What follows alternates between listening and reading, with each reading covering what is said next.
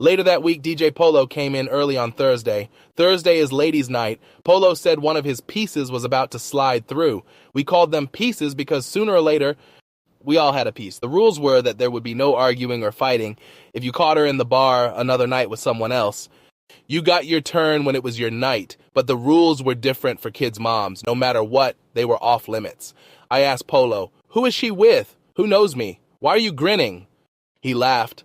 "I don't know, she just said that y'all went to school together and she knew you." I started to brush my fade and drifted off to the one that got away. Octavia Watkins was the prettiest Good Samaritan, and I was the hoodlum car thief in front of the corner store. Polo walked 3 ladies in. His girl that night was Keyona, and the friends she had with her were Sarah and Piff. I'd seen a fair bit of Keyona as she had a thing for Polo, though she'd never admit it. Piff, short for Epiphany, was also well known to me. She was from down south in Florida, and they made them different there. She was a real bully, but loved a Sunday service. I'd messed with so many of her cousins that she started calling me her cousin. But seeing Sarah surprised me, especially as she turned out to be Keyona's roommate. She'd been my best friend back in Freedom High School and was like family to me. Her sister, Cindy, goes with Billy's brother, Navy, so we quickly became a tight group. Sarah and I had been in class together from 9th to 11th until she dropped out. And we immediately started to banter like we always did. We never messed around, just clowned at each other. We all started drinking that Thursday afternoon. And for some reason, I don't remember anything else until it was Monday, and Sarah said she had to go pick her son up from school. I don't even know how he got to school. The place had become like a daycare for adults. My job was ensuring everyone had fun and kept coming back, which they did, and that became the crew. We all knew one another and were with one another. And the Bluegill was our cathedral. Seriously, we were at the bar so much that someone asked Nick to put a shower in the back. One weekend, Nick came to pick me up at about 10 a.m., and I thought we were heading to open the Gill part of the bar. Nick looked at me and said, "JB, you want to go tailgating?" Now, I don't know what your vice is or how you kill time, but I answered straight away, "I love an excuse to get drunk." "Call Sarah," he said. "Put her on speakerphone." Nick wasn't a day drinker, but when he did, "Hide your girlfriend, he's liable to tackle her. Everyone would know he's playing and that he's drunk."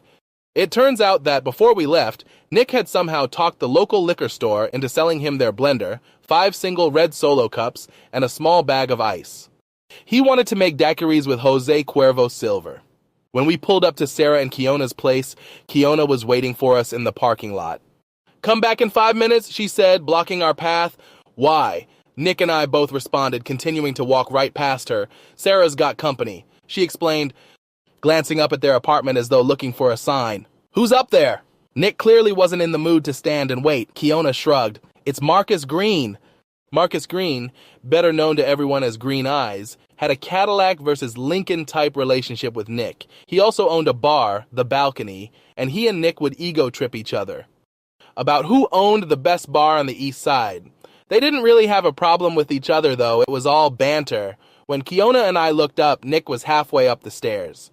His feet stamped on every step, letting Sarah know he was coming.